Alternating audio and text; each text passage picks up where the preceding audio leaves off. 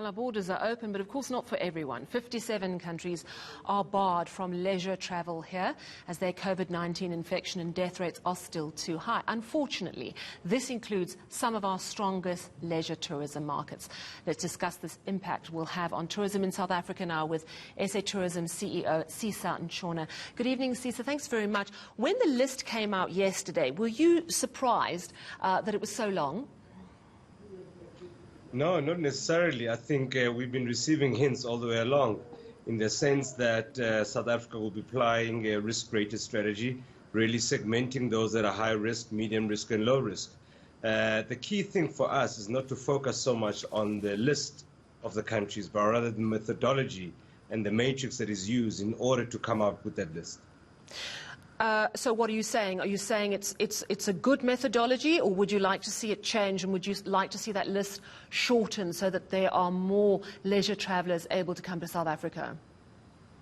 Look, I think essentially what that announcement did yesterday was to provide certainty. It's a transparent process and it provides certainty as to how the list is actually tabled. So essentially, if you focus on the methodology, it spews out whatever list or countries that become the target countries, as it were. Because essentially what we use is using South Africa as probably the platform, and any country that has a risk above South Africa is classified as high risk, and any country below that. So every 2 weeks then an assessment is done as to how the movements of the pandemic and the number of deaths come through. So countries can move from low to high and high to low. So sure, that creates certainty and predictability. You understand the methodology. The reality is, in terms of trying to make a booking for someone, let's say, from the UK is hoping that their infection rate will change in time to go to Cape Town for the December holidays, there's no certainty at all, is there? Absolutely, Sally. These are unprecedented times. You know, the world's actually not even decided as to what format to use. No country around the world has this right. So essentially what's been happening is that each country is adopting a strategy that suits their particular needs. This will stabilize over time. To give you a sense, you made an example of the UK. They refresh their list every single week, essentially. So there's going to be fluidity. There's going to be a lot of uncertainty for the next couple of months as we go through. We had also projected, by the way, in our recovery plan, that the recovery will be led inside out, starting off with domestic, then regional, then ultimately international. And this is probably phase 2 of that process to actually opening up in its full extent. Look, I appreciate that. I think that it's the best possible plan in the circumstances in terms of trying to understand how to navigate these very uncharted waters. What sort of impact, though, is this long list, cutting out some of our key markets, going to have on the hopes of many people in the tourism sector in South Africa, that finally they'd be able to recoup some of their losses? Oh, yeah. I mean, we had also, again, together with the sector, had come up with a plan. It's going to take anything between 2 and 2.5 years to restore to 2019 levels of activity. So there was no ever an expectation that come 1 October that there'll be an influx of tourists coming through. It's going to be a slow recovery because you also need to look at the source market themselves.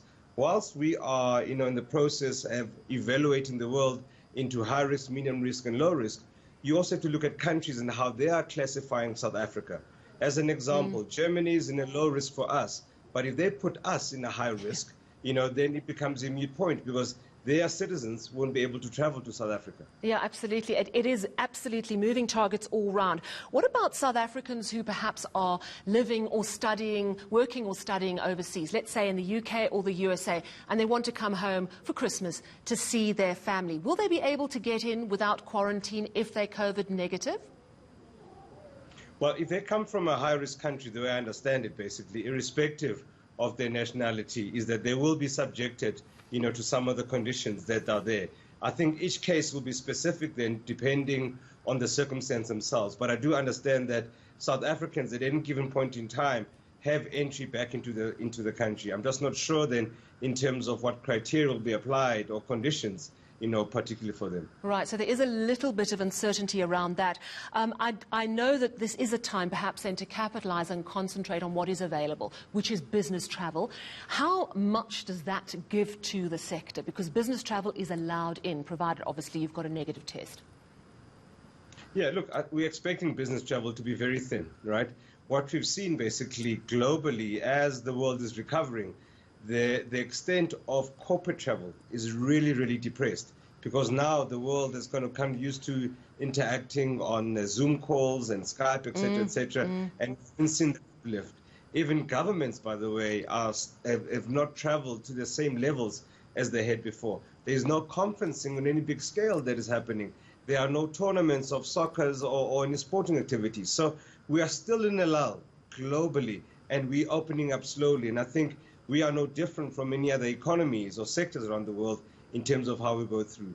The key thing here is that we want to ensure that our key markets out there also handle the pandemic quite well, so they can also come down the list and be in the medium and lower risk, essentially. Are we headed for even more job losses in tourism despite the opening up of our international borders today, do you think? Yeah, it's going to be tough. It's going to be tough, Sally. And again, I mean, we're expecting more businesses to fall by the wayside, as probably becoming too little too late in terms of some of the traction that is coming through. For the foreseeable future, domestic market and the regional market are probably going to be our bread and butter for their sector. And marginally, from those international markets that are allowed to come to South Africa, we will probably see any activity. But again, it's such a fluid environment. Things change very, very quickly. The Northern Hemisphere, which is our key market, is going through a second, third waves over there. And we really have to make sure that we've got to protect South Africa. We don't regress back to the levels that we were at before. Realistic, but a disheartening picture at this stage. And as you say, let's hope it changes. Thank you very much for your time this evening. CEO of SA Tourism, Sisa Ntshona.